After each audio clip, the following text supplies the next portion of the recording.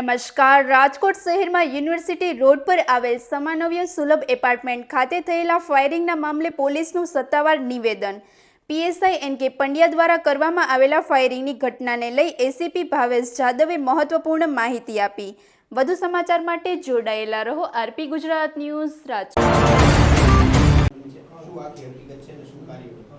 University police station વિસ્તારમાં ગઈકાલે રાત્રિના સમય દરમિયાન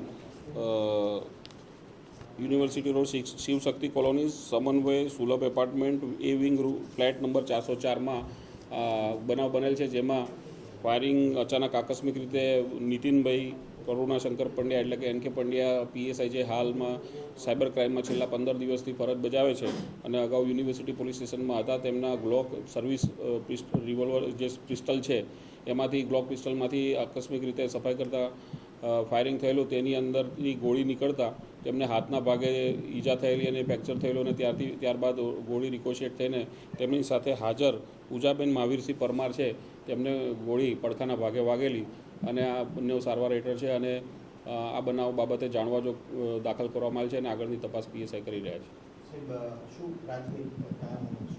પ્રાથમિક કારણ આકસ્મિક રીતે બનેલું છે અને આ બાબતે એફએસએલને સ્થળ પર બોલાવવામાં આવી છે અને ખાલી કાર્ટેજ અને ફાયરિંગનું જે પિસ્ટલ છે એ કબજે કરવામાં આવેલ છે। એ જાણવા જોગ અનુસંધાને તપાસ કરનાર અમલદાર તપાસ કરશે। સક્ષમ અધિકારી નક્કી કરશે ને એ પ્રમાણે આગળની પ્રાથમિક તપાસમાં એવો કોઈ સંબંધ નથી, એમના ઓળખીતા મિત્ર છે એવું ધ્યાન પર આવેલ છે।